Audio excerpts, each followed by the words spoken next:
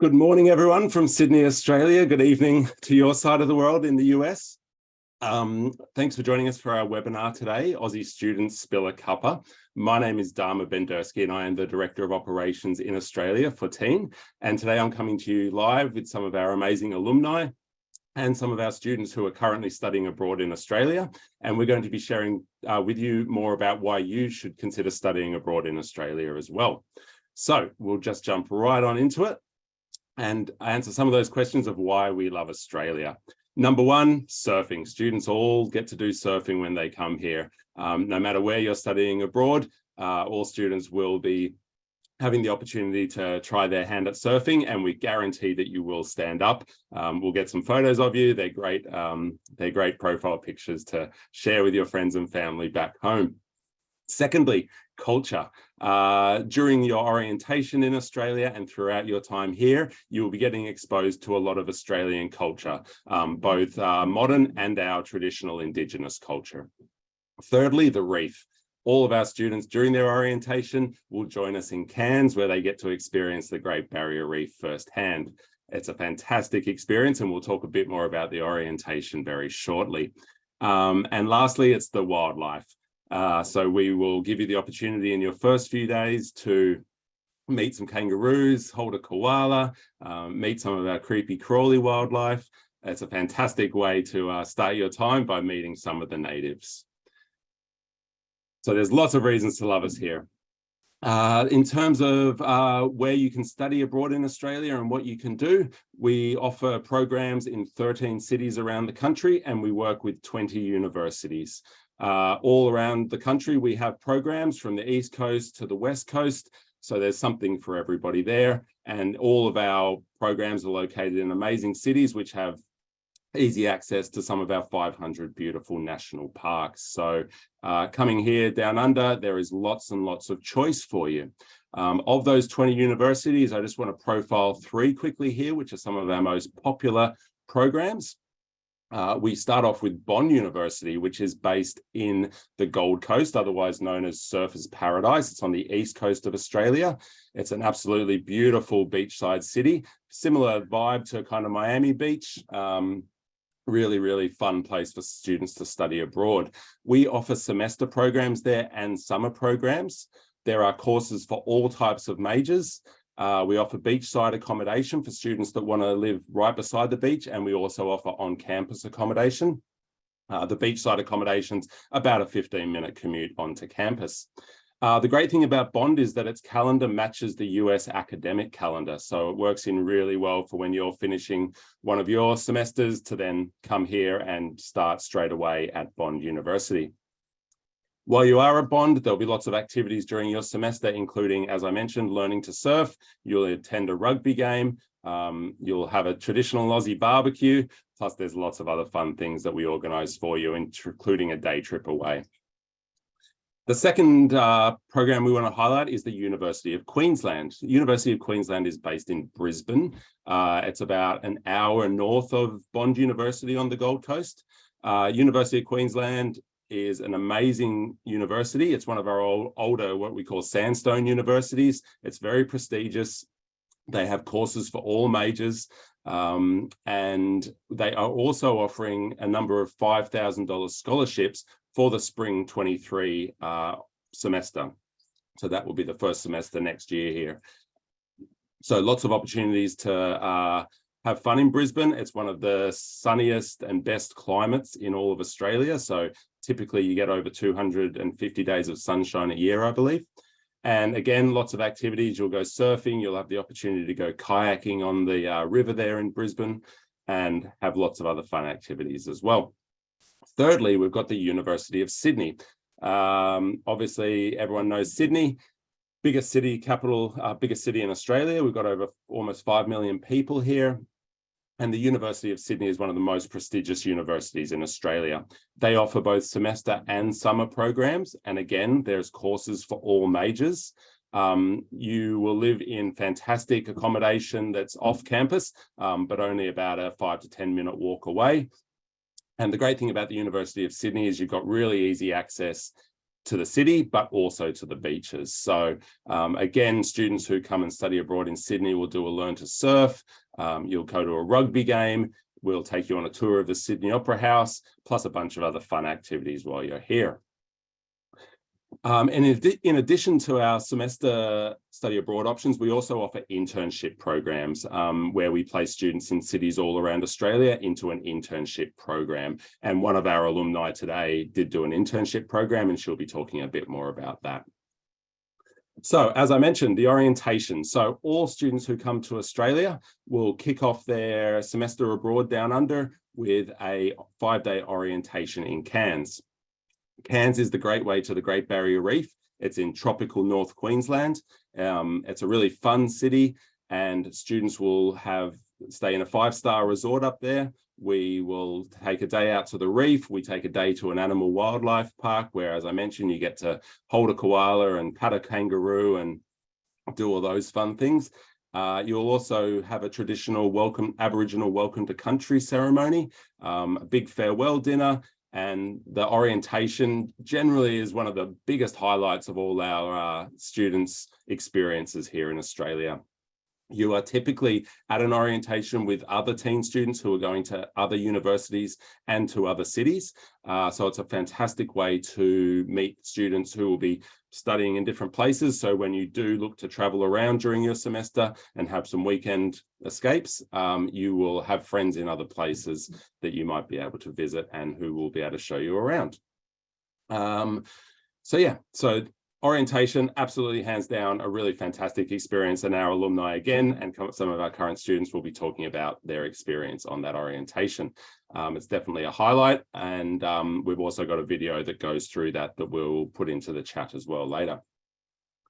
So just quickly, I just want to go around some of our team here in Australia. So team have resident directors in all of the cities where we have run programs.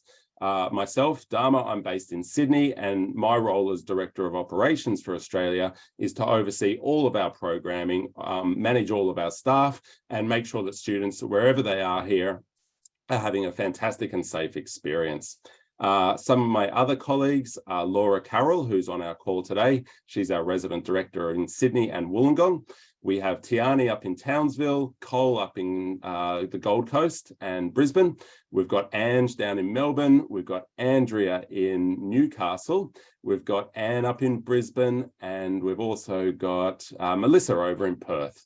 Our team is made up of a really diverse staff. So a lot of our staff are from the US originally, but have been living in Australia for many years. So they're able to really easily relate to students around the cultural and, you know, the differences of relocating to a new country and culture. So they're able to really help our students if they are having any questions or concerns during their program. We also have a number of Australian born and bred staff. So they're obviously able to, you know, talk firsthand about life in Australia very easily. We've also got a team in the US. So that's funded by Kristen Jackson. That's run by Kristen Jackson, who's our Director of Enrollment Management. And she has a team of program managers under her who you will be working with closely when you apply for a teen program. So they walk you through the process step by step.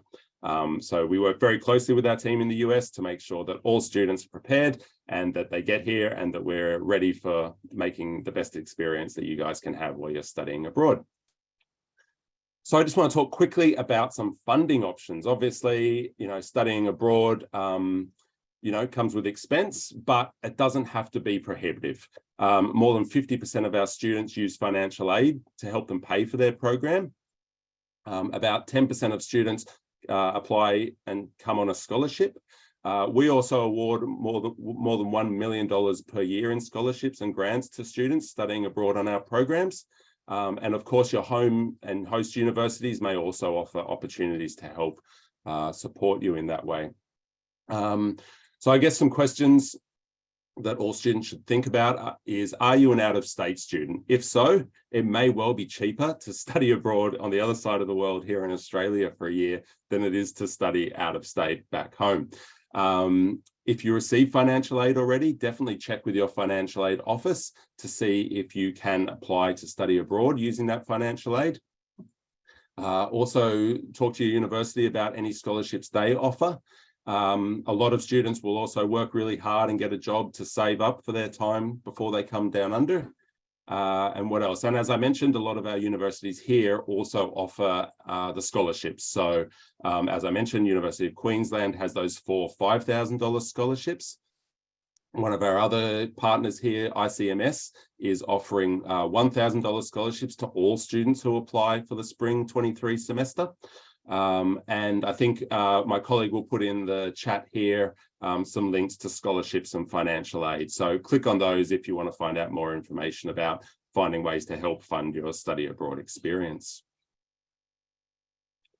Okay, so just talking quickly about next steps. So if you're interested in studying abroad or just having a chat with one of our advisors to find out more information, answer any questions that you might have initially, you can set up an advising appointment with us. Again, my colleague will put that link to sign up for an advising appointment in the chat box. You will then apply online with Teen. And there's a number of steps that you go through in that application process. So we don't dump all the information in front of you at once because there's a lot of things that you have to do. We package it up and do it in nice kind of bite-sized pieces to help you work through that at a really manageable pace.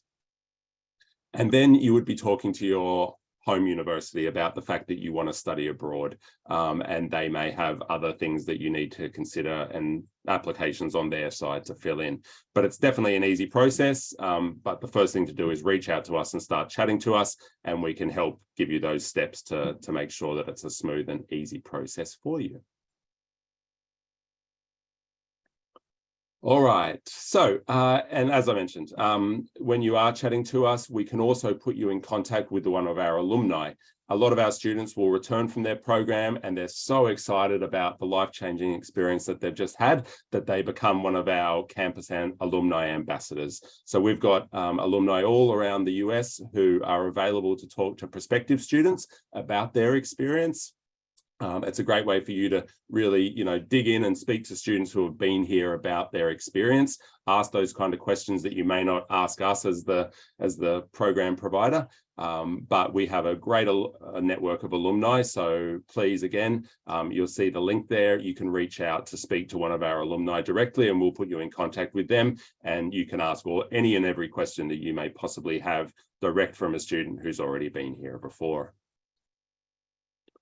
But today, I want to introduce you to the team of people that we have. So we've got one alumni who's currently back in the US, Sabrina. We're also joined by 3 students who are currently abroad. We've got Abby, Homer, and we've also got Miles. And we are also joined by Laura Carroll, who is our resident director in Sydney. So I think we might start off just by maybe everyone introducing themselves. If you might like to start with, where you are from in the US, where you studied in Australia, and maybe what you were studying here. And I think we might kick off with, let's start with Abby. Hi, so I'm Abby. I go to University of San Diego in California in the States. And right now I'm studying just on the edge of Sydney at Macquarie University. And how about Miles? Hey guys, I go to the University of Colorado back in the States. In Australia, I'm studying at the University of Sydney. Yeah, if you have any questions, let me know. Homer? Hi everyone, my name is Homa. I'm back home in the States. I study at the University of San Francisco, and I'm currently at the University of Sydney. Excellent. And we've got Sabrina. Hi, I'm Sabrina, and I study at Chapman University in Southern California, and I did the internship program in Sydney. And last but not least, Laura. Tell us a little bit about your background, please, and what brought you to Australia.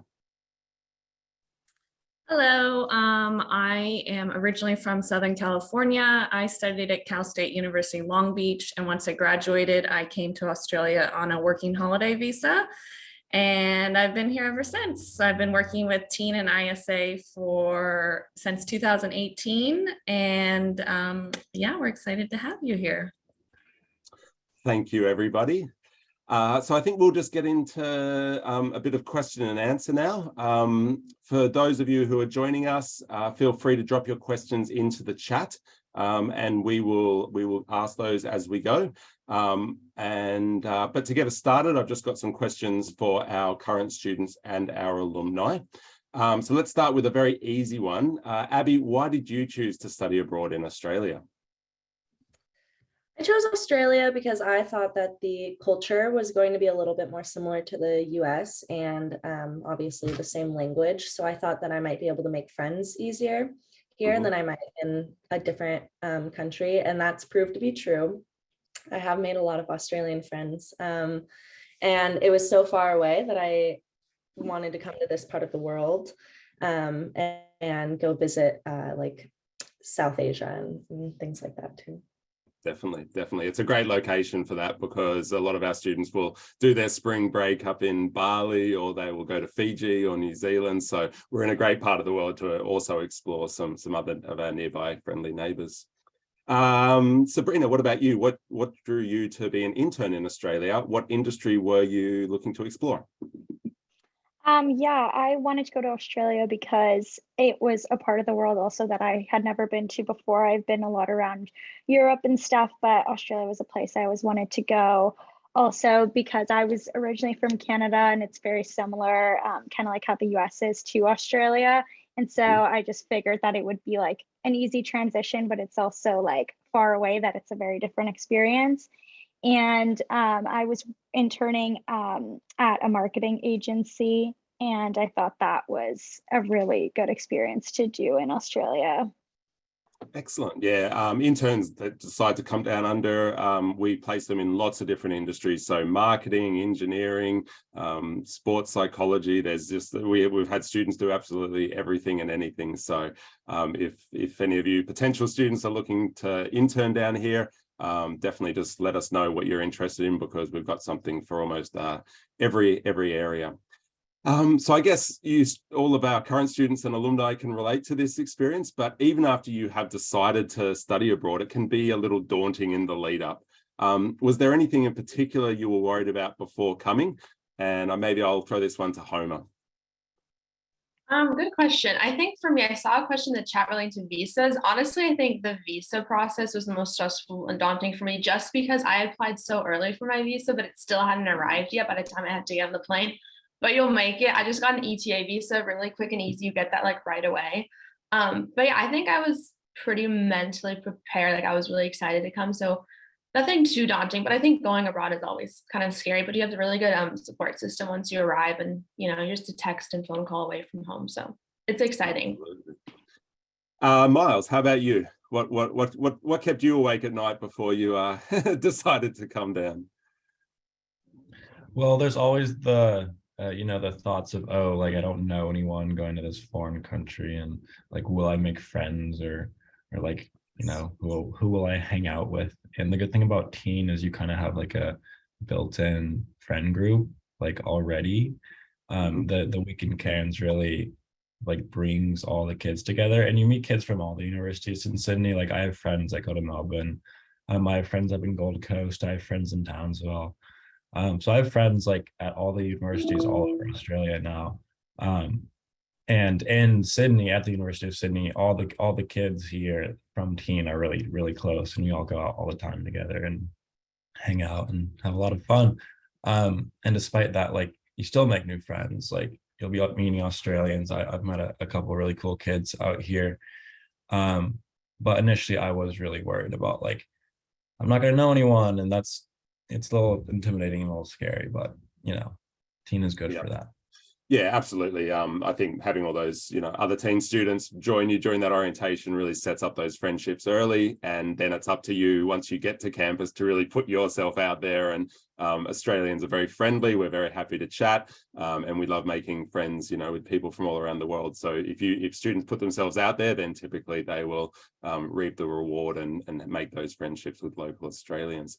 Sabrina, what about you? Yeah, I would say kind of similar. The scariest part was probably not knowing anyone. Like there were people from my university going. There ended up being around like 8 or 9 of us that went, but none of us knew each other.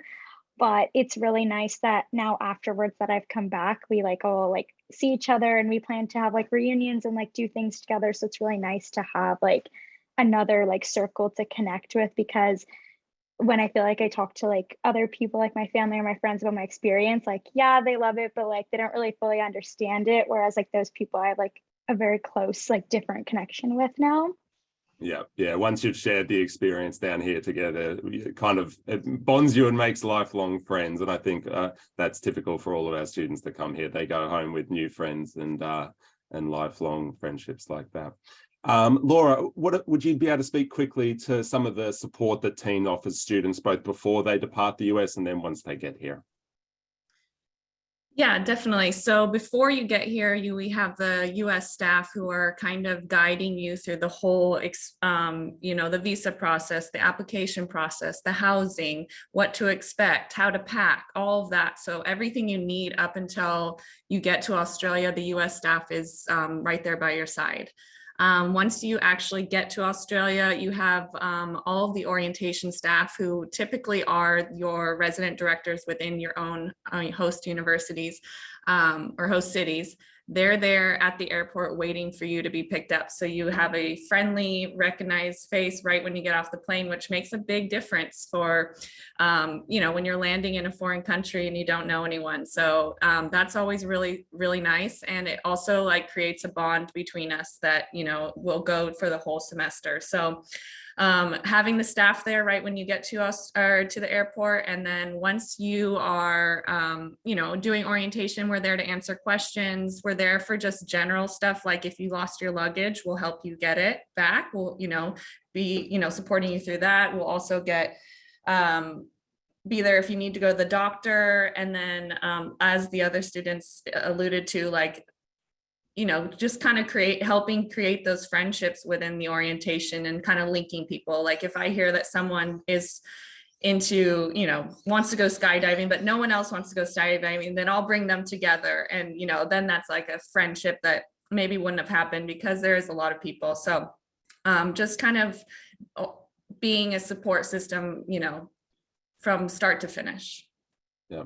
And then I guess once the students do get to their host city and they start studying and, getting into their academics, our resident staff are there for them throughout their whole semester. They run lots of fun activities during the semester to get students, immersed in the local culture and activities. They're there to help with any medical issues. They're there to help with any academic issues. Our resident staff really are kind of, everything and anything to our students once they're here. So that's really important. Thank you for that, Laura. Just quickly, I just want to turn to another part of our program, which I've mentioned before, which is our orientation. As I said, it's a great kind of first introduction to Australia, and it's typically one of the highlights of all of our students. And I think all of our students here can probably speak to that experience. So I might start with you, Miles. What was your favorite part about the orientation? Well, scuba diving in the Great Barrier Reef is kind of just like something you want to do your whole entire life, and not very many people get the chance to. Yeah. And like coming to Australia with Teen, the orientation was like all worked out. You didn't have to like book anything or worry about anything. You just had to kind of put your card down when it came time. If anyone's coming, I'd recommend doing it. It was an amazing experience. Good. Sabrina, what about yourself? I think you've got a nice little story about the reef and how that's inspired you. Yeah, I would also say the reef. When I like applied to come to college, there was a question in my application that was like one crazy thing that you've always wanted to do, and I wrote about that I wanted to go diving in the Great Barrier Reef, and that was a year ago, and I never thought it would actually happen. And when it did, it was just like such a special moment for me that like, wow, I actually like did that, like I manifested it. So that was definitely one of my biggest highlights. Yeah, it's a pretty awesome day out there. Homer, how about you? I definitely agree. The Barrier Reef is kind of insane. It's definitely a bucket list item.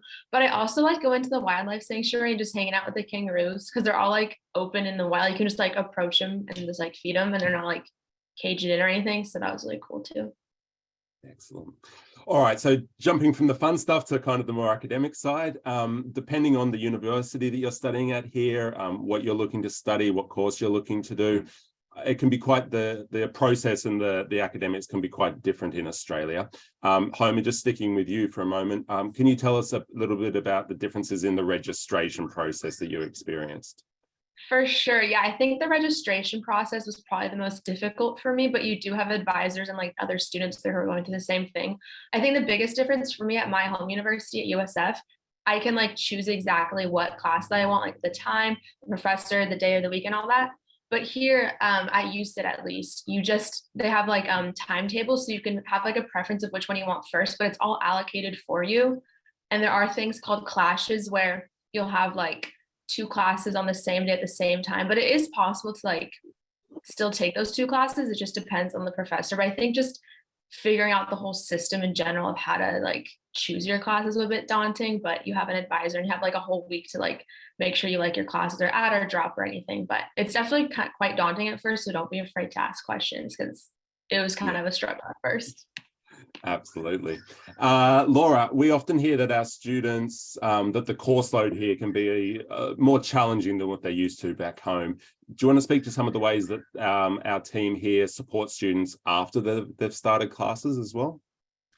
Yes, so after 2 weeks into classes starting, we do what's called an academic workshop. So we bring all the students at each university together, and we kind of just go over the differences between the university systems between the US and Australia, which are surprisingly quite different. And I think a lot of students come over not actually expecting the difference and are potentially caught off guard. So we bring everyone together, we talk about the differences, we talk about some studying skills, and then it's just a good way for the students to kind of voice what's confusing to them or what they're dealing with within their classes, because they might not have other teen students in their classes and they might be feeling a little bit alone. So bringing everyone together and talking about that really helps. And then also, like, we lay out the groundwork for what to expect for the rest of the semester and how to, really succeed, because it is different. And usually, typically, most students do fine. It's just a matter of like getting your mind in the right mindset of how to work out the remainder of the semester within a different country and a different system. So and then on top of that, we know where all the resources are for each university. So I can kind of point resident staff can point each student in the right direction of like who to reach out to for the university if they need help with a specific thing. So just having those resources on hand where we can kind of flick them to these students pretty immediately really, I think is helpful for someone who doesn't know how to navigate a different system. Absolutely. Thank you, Laura. Sabrina, do you want to talk a little bit about your experience as an intern and what was some of the difference in the workplace culture that you noticed while you were here? Yeah, so I've done internships in Canada, the US, and then now Australia. And yeah, I definitely noticed some differences in Australia. Obviously, just like certain like words they use and things like that, which you'll learn during orientation and kind of like pre-orientation, just learning all those like subtle differences, because sometimes I didn't really understand certain things they were saying. But I found that the workplace culture in general was just a lot more like laid back, relaxed. Like people just like really like to enjoy their life. My boss was just like very flexible with everything. Like if I wanted to work from home sometimes, she was totally fine with that. So yeah, that was probably the biggest difference. Thank you. Yeah, it certainly is different. And I think, it takes time for students and interns to adjust to that different culture. But a lot of our students and interns, really love the difference. It's obviously, as you said, it's a bit more laid back.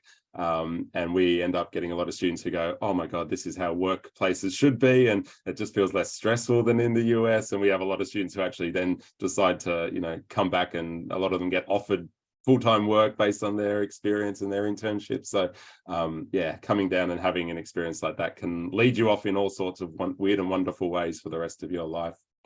Okay, so We've talked a bit about the orientation, a bit about the academics. I guess once you are here, there's lots of fun things that you can do during your semester. Laura, do you want to speak quickly to some of the excursions and optional trips that TEAM does offer to students coming to study abroad here? Yep. So once you're in Sydney, I'll speak directly to Sydney because that's what I know best. But we do surfing within the first couple of weeks of you being here. We do an opera house tour. We go do a Blue Mountains trip. It's a day trip. I kind of like to explain the Blue Mountains as like a blue Grand Canyon. It's gorgeous. We do some hikes. We also do a footy game, so you experience a lot of Australian culture when you experience that. And then as teen staff, we'll go to universities and do coffee catch-ups, just to check in with the students. And at the end of the semester, we do a big group dinner, so everyone comes together kind of as a farewell, and it's pretty poignant.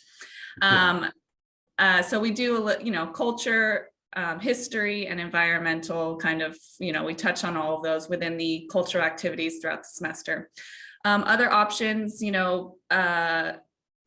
is you can go to Fiji pre coming to Australia. So that's a really fun perk. A team sets that all up for you. So pretty much you just get on the flight and you land in Fiji, and there's 5 days in paradise. There's also a New Zealand trip. Again, similar, same setup where team does all of the organizing, and then you've got a resident staff there to help, for support essentially. Thank you. Yeah, so those optional trips, they run at different times depending, which program and university you're going to. So Fiji is one that is available to a number of our students. New Zealand, as Laura mentioned. So those sometimes are pre-program, sometimes they're after your program, sometimes they're during your program, but we'll give you all the information on when those are. But they're a fantastic way to see some of those other nearby neighbouring countries. And then when you're also in Australia, we do also run a Sydney weekend trip and a Melbourne weekend trip. So if you're studying in a city other than those two, but you want to see those cities, then it's a fun kind of 3-night program that you can jump on to quickly experience those places. Let's see, what are the other questions here? Abby, what advice would you give to students looking to explore, in Australia and nearby when looking at also their course schedule? So I only took 3 classes at Macquarie, and that was very helpful for me because I stuck them on Monday, Tuesday, and then I have like one on Friday that and so I've been traveling throughout the weeks as well, which is really nice. Like going up to Byron Bay or down to Melbourne, you can just like do that on a very long weekend. That's been really helpful. Did you wanted me to talk about where else to explore, or? Yeah, well, actually, let's go to Mars, because Mars, I think you've probably done more traveling already than most students do, and I think you've got a lot of travel plans also coming up. So maybe run down some of the highlights for you and what advice that you would give to students looking to make the most of their spare time while they're here. Yeah, kind of similarly to Abby, I only have classes on Tuesday and Wednesday, so every week is like a 5-day weekend, which is really great for traveling. So far, I have gone to Melbourne, I've gone to Brisbane, the Gold Coast, Byron Bay. Coming up in a week, I will be going to New Zealand for a week, and then post-semester, I'm going to Bali, Vietnam, and Thailand. And my recommendations for anyone that wants to travel, and I do recommend you travel and make the most of your time down here, I recommend to buy all of your flights within the first month or so of getting to Australia. Specifically for my Bali flight, I bought that in July, and it was probably $100 US. And I know people that went to Bali over our little spring break, and they were paying upwards of like $800, $900 for their flight. So just get on top of it as soon as possible. Things here are pretty expensive, Flights out of the country aren't necessarily cheap. If you want to travel to Southeast Asia, it's just getting there, which is expensive. Everywhere in Southeast Asia, really cheap. I just bought on Sunday, like a week ago, I just bought my flights from Bali to Vietnam and from Vietnam to Thailand, and all of those were like 40 or 50 bucks each. So traveling is very accessible. You can see a lot, you can do a lot, you just have to get on top of it really quick. And I know it's like a little intimidating to be like, oh, I'm just going to buy all these flights and not really have a plan, but you know, it'll work itself out eventually. And everywhere I've been down here has just been amazing. So yeah. Thank you. That's great. So I guess, yeah, a lot of our students do take the opportunity like Miles to just see as much as they can and make the most of being in this corner of the world. Other students, obviously Australia is a big country. It's as big as, you know, the continental US. So within Australia itself, there's so much to see and do. So some students choose not to go offshore. They just stay in Australia and just see all the things that are here. But really, there's just, you know, you're spoiled for choice. So make the most of it when you do come. For our other panelists here, what's one piece of advice that you'd give to students looking to apply to study abroad in Australia? Homer, let's start with you there. I'd say don't be afraid to ask questions. I think no question is like a dumb question, because I think I was pretty confident in my application process and like how to handle it. But towards like the last month, it was me like calling teams, US offices, or emailing kind of frantically. It kind of was probably annoying, but like they answer it. They're probably used to it, you know? So just get all the questions you need answered, and also read all your emails, because they do send, they're pretty like hefty emails, but like literally step by step of everything you need to do. And there's like YouTube videos on how to do it, like especially for the visa and how to like fill in every little detail. Like it's very straightforward as long as you just like take the time to like do it. Yeah, no, definitely. There is a lot of information. We do try and package it up in bite-sized pieces, as I mentioned at the start of all this, but it's really important that students do take the time to go through all the detail, because there is a lot of detail to make sure that everything that you guys are happy and comfortable and know what needs to happen. Sabrina, what piece of advice would you give? I'd say kind of similar, but just go in with a really open mind. I mean, you're going for like this once in a lifetime opportunity. Like you're going to meet new people, have new experiences, like network. So just go in with a really open mind. It's really going to push you to be a lot more extroverted and push you out of your comfort zone, which is a good thing. Like you should come back a different person. And also kind of going off like, yeah, ask a lot of questions. Like no question is a dumb question. Like when I was working in my marketing agency, I didn't know like a lot of like softwares and tools they were using, but you know, it's important to like ask those questions, because I ended up learning so much. So yeah. Thank you. That's great. And Abby, what's your advice? Yeah, similar to that, definitely ask questions, definitely read all of your emails, and keep a little list of like a running tab of questions that you have just you want to throw into the void. That's super helpful. Yeah. And then also don't expect too much. Like don't try to plan out what you think Australia is going to be like for you, because it's just not. It's going to be so much more wonderful in different ways if you're not set in a rigid way of thinking. Obviously have like bucket lists and goals, and places that you want to visit and things that you want to do, but don't deep dive into YouTube watching people's vlogs too much, you know, just let it be what it is, because it'll be amazing. Yeah, go with the flow once you're here. All right, so last question for our current students and alumni. Our team at Teen obviously know that the study abroad experience is a life-changing one. You've all sort of touched on that a little bit. Just quickly going around for each of you, what is the one moment that you will never forget about your study abroad experience, or the moment that made it all worth it for you, I guess? Let's start with Miles. I think it was the day after we got to Sydney from Cairns. We did like a little city tour, and I could see like the Opera House and the bridge from the plane, but those are just like so world renowned, and like yeah, you always like see it on TV, like Finding Nemo, like whatever, but being able to like walk around the corner and just see like this massive bridge and this beautiful piece of architecture. That was my moment. Like, I'm really here. Like, this is really happening. And I'll never forget that. Wow, that's amazing. Homer, how about you? Mine is very similar to Miles. When I first arrived, it was in the evening. I had some luggage issues. I was stressed, but I made it myself. And I was driving to a family friend's house for orientation. And I was going across the Harbor Bridge, and it was like night, and you could see the Opera House all lit up, all like white and shiny, and all the city lights. So I was like, well, at least I made it here. Like, I'm actually here. Luggage, it'll get here, but you're here safe and sound. So that was really cool. Thank you. Sabrina, what was your moment?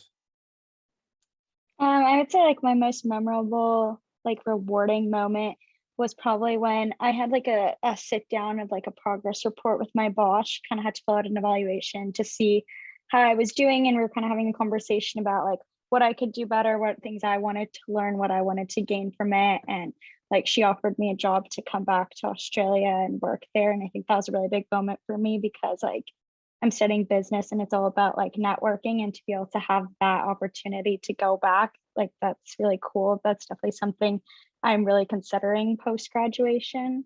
So yeah. No doubt. That's awesome. And who have we got left there? Abby, let's finish with you. My moment where it was all worth it happened during orientation in Cairns. I went skydiving, which is one of the things that they offer you to be able to do on this like free day, adventure day. So I went skydiving, and I wanted it to be extremely symbolic for me and kind of start out my trip with the intent to be brave and experimental and adventurous, and know that I am more than my fears. And so throwing myself out of a plane really set me up in the right headspace. And I've been doing a lot of things that are more adventurous than what I would normally do, or like doing things solo. And yeah, that was just like a huge moment for me, and really set the mood. Nothing makes you feel more alive than jumping out of a perfectly good airplane, does it? Yeah, that was. Well, thank you. Thank you to all of our current students and alumni. If you can all hang around, we do have lots of questions that our friends in the US have posted while we've been going through this session today. So I'm just going to go through some of those questions, and I might throw it open to you guys to answer as well. So one of the questions we got here: how many bags did you all bring with you when you were studying abroad? Any of you can jump in there. I can start with that one. I brought just like one giant suitcase, a smaller carry-on, and then like a backpack. I do recommend, when you do pack, put some necessary beach items for orientation in your carry-on, just in case your bag gets lost, because mine did. It'll come back. It came back. It's fine. But just prepare for, just bring like a swimsuit and you're good. Yeah. Change of clothes. Yeah. It's not unusual for students for the baggage to kind of get waylaid from you, and you're probably doing 2 or 3 connections to get down here, and so sometimes the bags don't make it from plane to plane, but as Homer said, they always catch up with you sometime during orientation usually. But it is important to have some of that have some of those necessary items with you. Anyone else? How many bags did you bring? Miles, what did you pack? Sorry, no, Sabrina, go ahead. I also bought like one like big, just like extra large suitcase, because like I feel like if you're bringing like a couple suitcases, it's just like hard to like lug around all the airports, especially if you're connecting through places. It's like a lot. So if you just have like one really big suitcase, and then like your backpack and like a purse / carry-on, like that's perfect. Yeah. And I guess you've all collected stuff while you're down here, some cool Australian clothing and some souvenirs. So if your bags are already packed on the way here, and you've got more than one big suitcase, then you don't have any room to take some cool stuff home with you. So I think having that ability to take an extra bag home with you on the way back is probably a good one. Let's see what another question is here. What were some things that you packed that you wish you didn't, and something that you wish you had? That's a great question. Maybe Abby, do you want to say something that you wish you hadn't packed, and something that you maybe wish you had packed? I think I fell victim to just a view of Australia. It was just going to be really warm. And this has been one of the coldest and rainiest winter to springs. So I did not bring adequate outerwear. So I think I needed a little bit a couple more like jackets. And I would recommend bringing like the expensive stuff. I think Laura told me this actually. Bring like your jeans, bring your nice coats, bring your shoes, and then other stuff can be bought here, like little tank top shirts, whatever. And yeah. Nice. Miles, how about you? I don't know if I like imagined this. In one of the emails, it said something about like, oh, the University of Sydney is gonna have like a formal dance, and so like bring a suit. And I was like, all right, like I guess I'll bring a suit. So I have like a full suit and like my dress shoes, and they've just been sitting in my closet for the past 3 months. And like luckily my parents are in Sydney right now. And so going back to the luggage question, I'm gonna be sending home probably like 3/4 of all my belongings, just because like I'm gonna be traveling for a month after, and I don't necessarily want to have to lug around a big suitcase. But the suit will definitely be in that bag that I send home, because I had no use for it here. Absolutely none.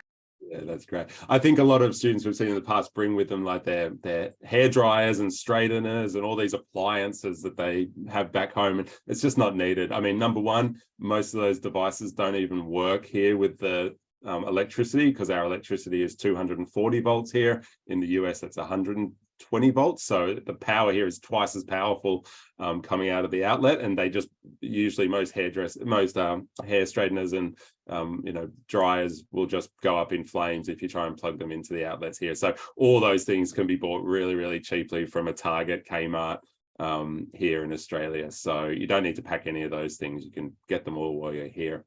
Another question we've got here. Did any of you miss your families a lot? I think you all have to say yes to that. And how did you manage that? And I guess friends as well, family and friends. It's interesting because I miss my family like crazy, and I'm really close to them.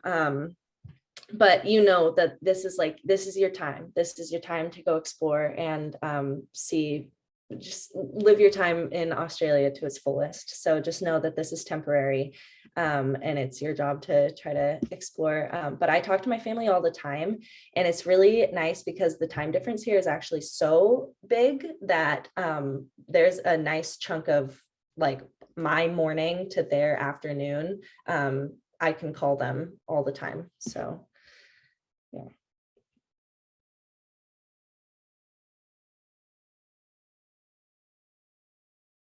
Dharma, I think you're muted.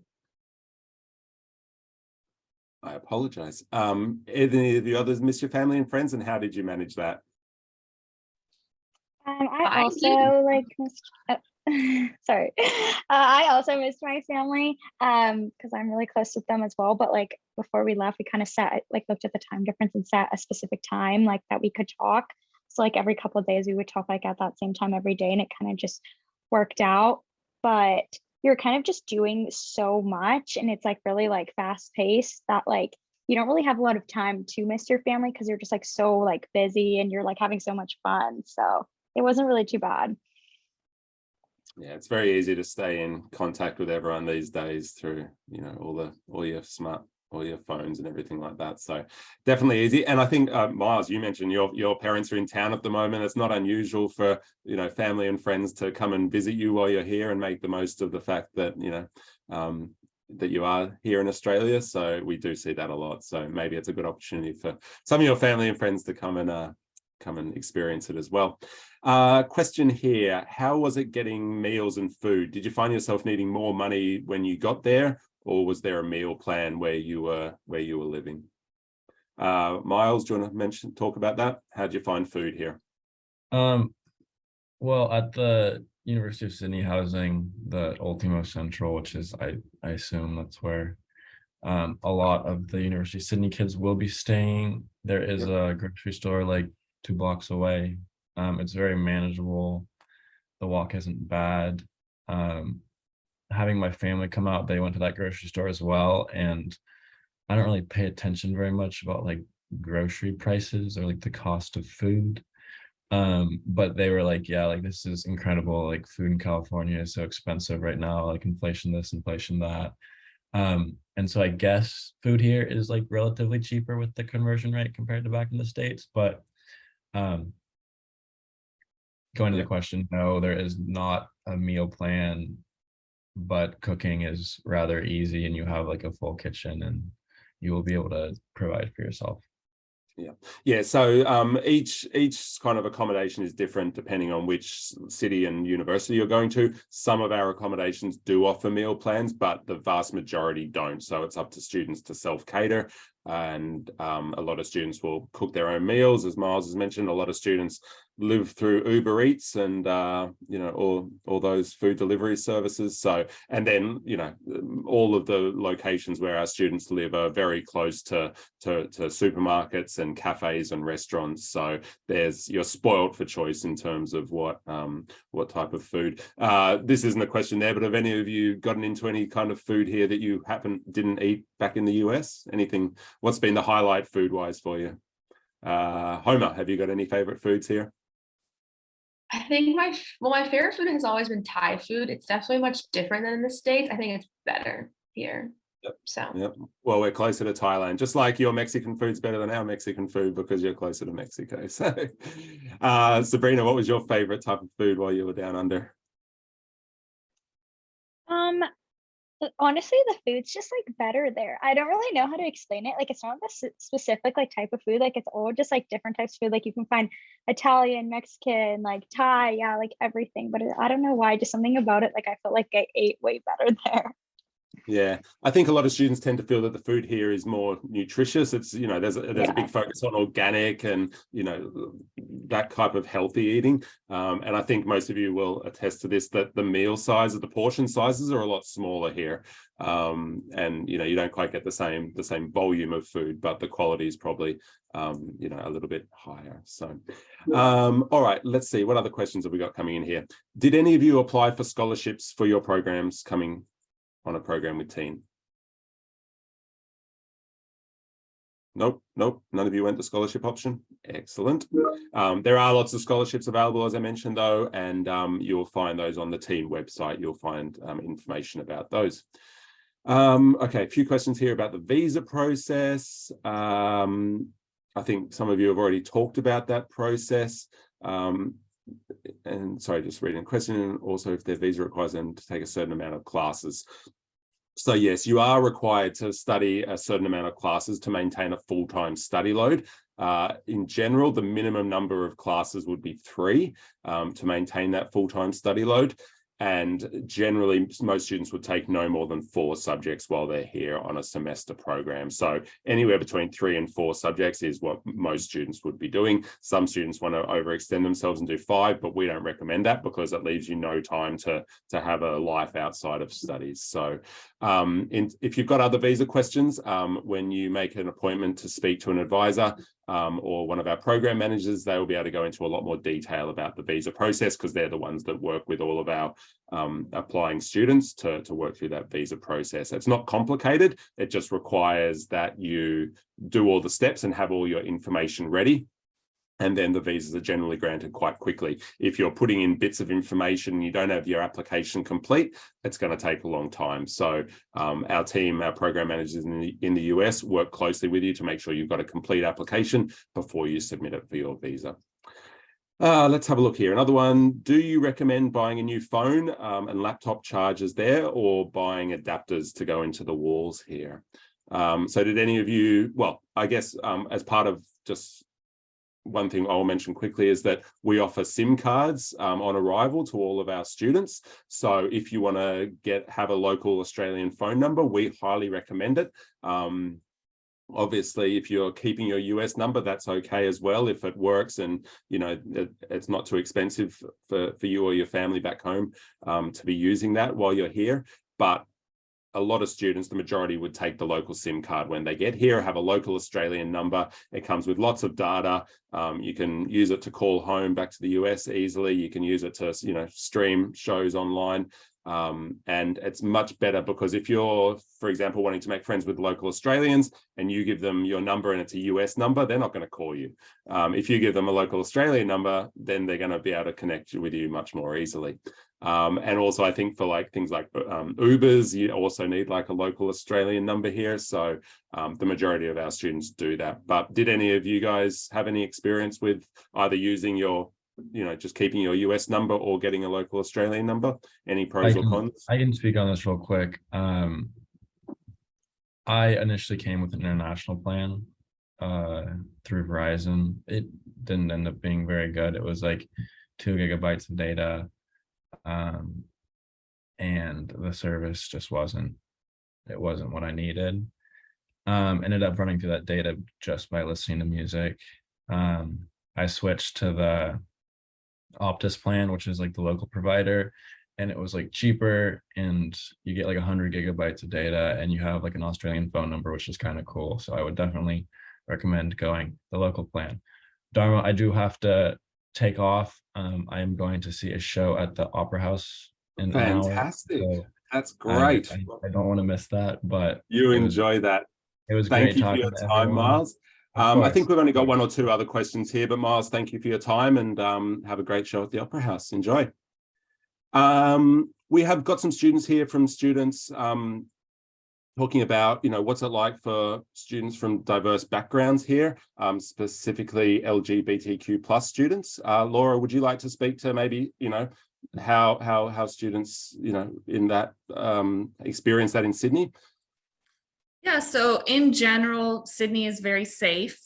It's definitely got a lot of queer communities that are very inclusive, but outside of the queer communities, I think Sydney as a whole is very integrated. So you'll feel like it's not them and us, it's us as a team. There's rainbows, like, painted across the city. At Town Hall, there's a rainbow flag. So it's very inclusive here in Sydney. And I think most students who potentially are a part of the queer community really enjoy the diversity that they feel here, and they feel safe. So I think it's one of the highlights of Sydney as being a very inclusive city. Absolutely. We've got the Mardi Gras here. I think we've got another big World Pride coming in 2023, which is huge. It's going to be so fun. So definitely a bucket list place for anyone coming here. Absolutely. Okay, I just having a look through some of these other ones quickly. Let's see what we got here. We've got some really good questions that have come in while we've been chatting. Are all these activities that we've mentioned today included in the tuition? So yes, your orientation in Cairns is included in your program price that you pay to teen. Your activities once you get to your host city are all included. So the day excursion you'll do to the Blue Mountains, for example, in Sydney, the rugby game, or the Opera House, all those kind of things that we're talking about today are included. One thing that Abby mentioned, like the skydive, that's not included. So all students get a free day in Cairns, and a lot of students choose to do a fun extreme activity. So those activities aren't included, but those things like skydiving, bungee jumping, whitewater rafting. Some students love the reef so much they want to go back out and do another dive out there. So there's lots of fun activities on the free day, but those things aren't included. But other than that, everything is included. What else have we got here? What are job prospects like for students who want to work part-time too? So definitely, students can work part-time as part of their visa. The old rules were that they used to be allowed to work up to 20 hours a week, I believe, 40 hours a fortnight. Since COVID, that stuff's changed a little bit, and they were allowing international students to work unlimited. To be honest, I'd have to look at what the rules are at the moment, because they have changed a little bit, but working is definitely possible. There's huge demand in the hospitality sector here, especially for workers. So if you are looking to do it, and it's not going to, I guess, impact too heavily on your ability to succeed academically, and it still allows you to do some of those travel that you might want to do, picking up a part-time job is a fantastic way, not only to make a bit of extra money, but also to meet local Australians. The hourly salaries here are very high as well. So typically a starting hourly wage would be around $25 per hour. There's no tipping here in Australia. It's not part of our service culture. So you're not going to be working on tips, but you're going to be getting a very high hourly rate. So if you were to do, 5 to 10 hours a week, working in a restaurant or a bar or a cafe, you would easily be pulling in, you know, $250, $300 extra a week. So definitely something that's worth looking at if you are here. And our staff can obviously help you, because we can point you in the direction of places we know that might be hiring or that do hire frequently, and we can help you with your resume as well to tailor that for what the local market will be looking like. Just to touch on that, sorry, yeah. Abby mentioned in the comments, but a lot of our students that are here at the moment do have a job, and I think all of them had a pretty good experience in a sense. Like, of course, they're making extra money, but it's cool to experience Australia in the workplace in addition to the university systems, and then they're making friends, not just Australian friends, but international friends. So I was just talking to a student last week about it, and she's like, I've made friends from all over the world. And so it's a really cool experience, you know, working in a cafe, you know, and it's not a super stressful. So definitely encourage you if that's something you can manage with your classes. Thank you. Just having a look if we've got any final questions here. I think that's kind of the majority of them. If we didn't get to your question, I'm sorry, but our staff, our program managers in the US will definitely be able to answer anything that you that we haven't been able to answer today. But I think we've kept everyone long enough. I hope it's been interesting and informative. I hope having our current students and alumni here to help give that firsthand experience has been useful for you all. We're definitely excited. Obviously, our borders are opened up now. Australia is back open for business, and we're seeing huge demand from students to study abroad here. So we would love you all to join our programs. We would love to see you down here, and we can guarantee that it would probably be the best semester of your life. So for now, we'll sign off. We'll say thank you to you all for your time, and we hope to see you down under really soon. Thanks very much, everyone. Thank you, everyone, for joining us.